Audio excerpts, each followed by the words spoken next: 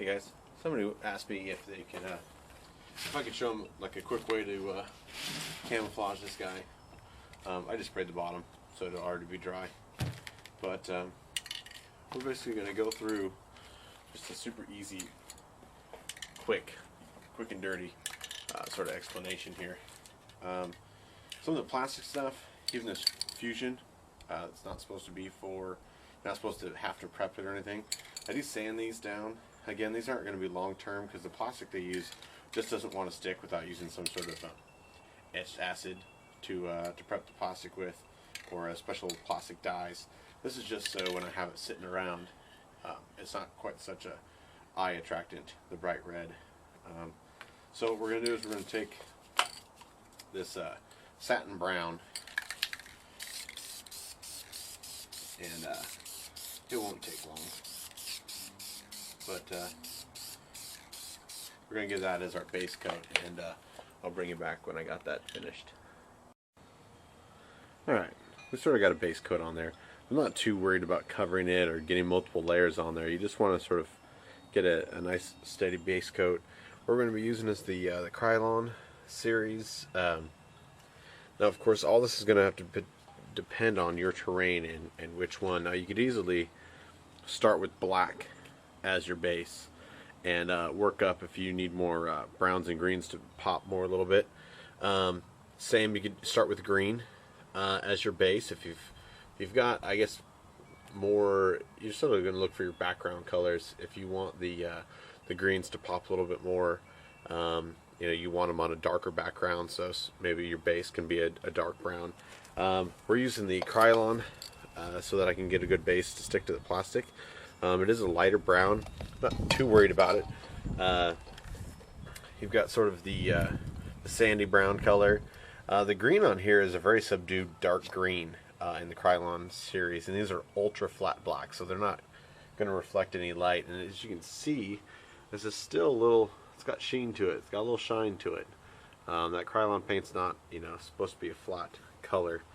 I do add a little bit of satin, only because it's a better green. It's got a little more actual foliage color in it. It's not so dark. And basically what we're going to do, I think I might just do this handheld here. I'm going to turn this so we can get some light on here. What I've done is, they don't have to do patterns. You can do leaves. It doesn't really matter what the patterns are. You're just breaking up the colors. So as you can see, I've got a leaf pattern and I've got frogs.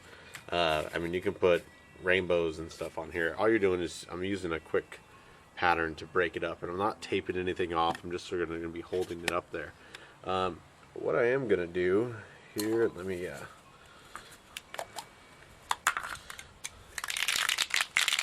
I can get this on here, is we're going to break up the outline a little bit. I'm going to run a couple lines across here. And, you know, again, they don't have to be perfect. We're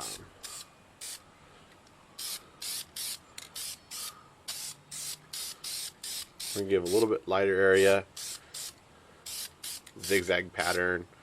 Doesn't really matter what you got. Not too thick, got a little thick there. It's hard to film and do this at the same time. Looking for the viewfinder. So you could let that dry in between, but what we're going to do is we need some shadows. So you could easily, if I can get these off with one hand, easily just come back just underneath the line you did. This is actually black. And run a couple. You're going to say that's, you know, too dark. You can do a couple shadows. You don't have to run them all the way across.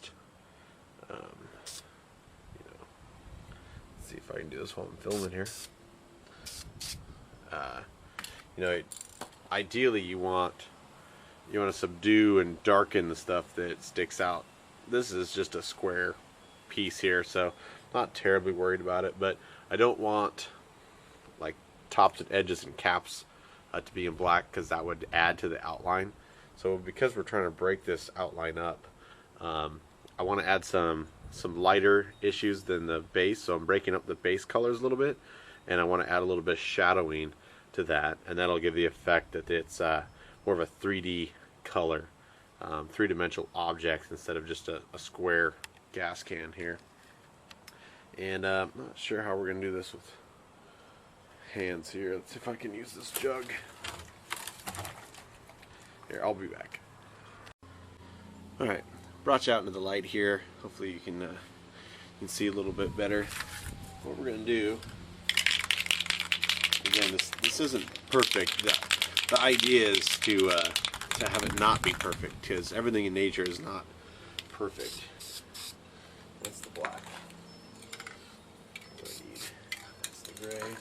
Where's my green here?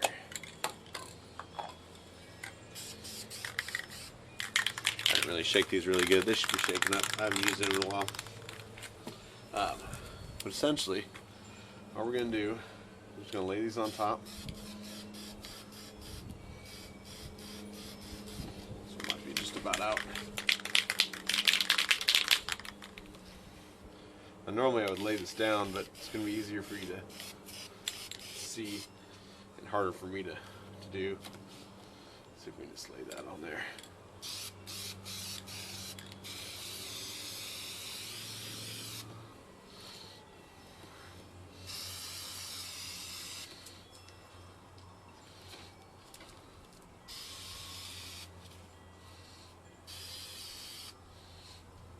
Okay, now already you can see we're breaking it up a little bit.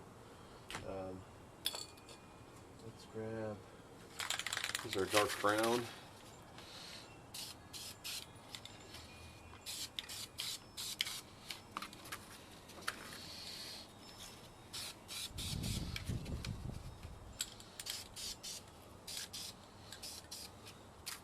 And I don't really care that it's not on there entirely.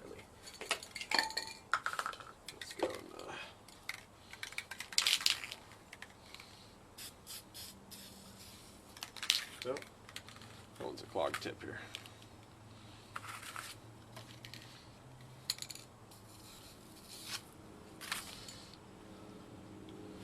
Well, we may have to come back to that one.